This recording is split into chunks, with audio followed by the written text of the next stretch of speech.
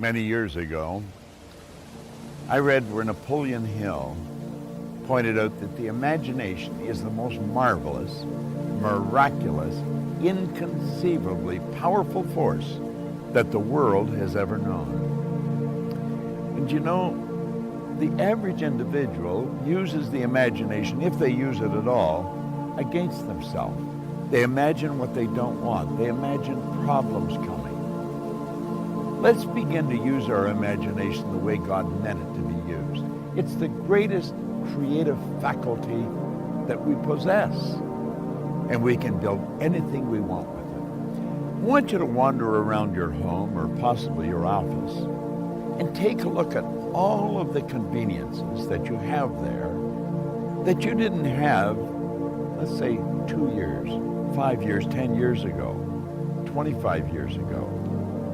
Do you know that every one of them, without exception, was first created in the mind of one individual with their imagination? Do you know you can use your imagination to go into the future and bring it into the present? That's what all highly successful people do. They see where they want to go, and then they act like the person they want to become.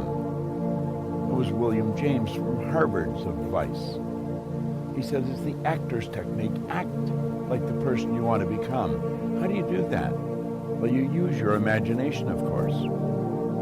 You see, it's a strange phenomena, but the greatest gift we've got is used very well up till the ages of 4 or possibly 5. The little child, we always wonder what's going on in their mind. They're using their imagination. They're building wonderful pictures in their mind.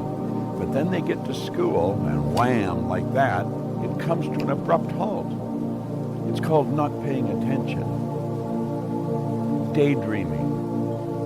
Well, what they were really doing was exercising a phenomenal mental faculty.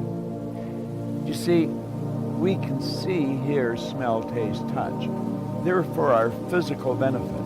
As long as we're living in a physical body and corresponding with the material world, we will use our sensory factors. But you know, I have a couple of little dogs at home that can hear, see, smell, taste, and touch. We've got higher faculties. You have perception, the will, memory, intuition, reason, and imagination. These marvelous tools. We can take our imagination and build an image in our mind of how we want to live.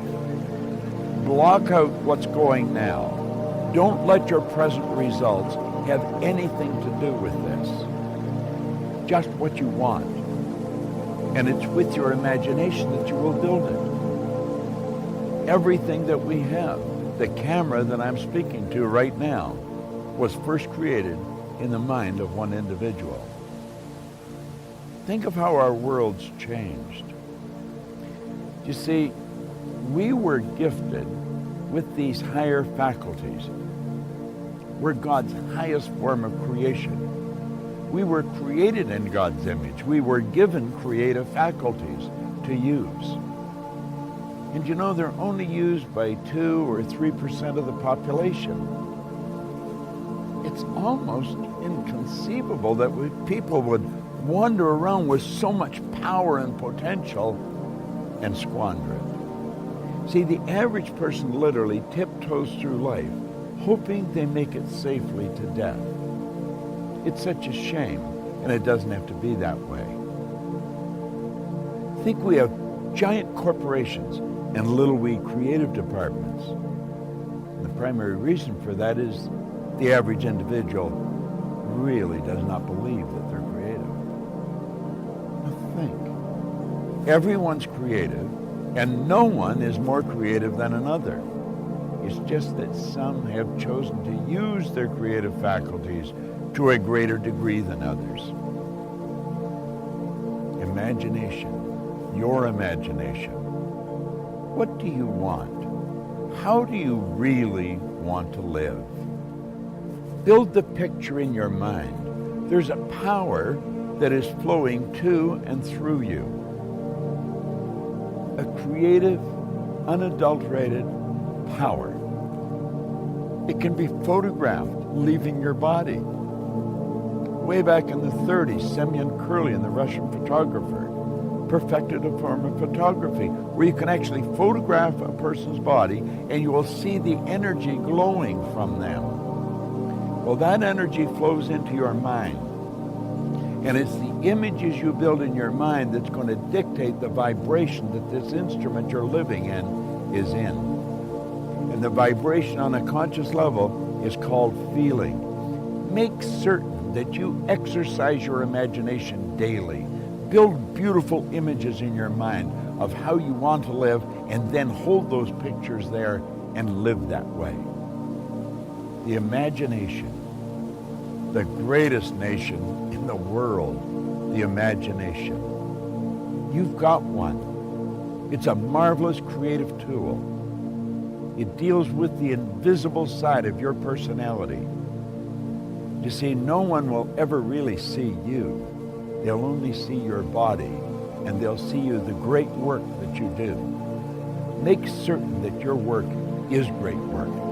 And if you keep your imagination alive, keep it active, you're going to have a phenomenal life.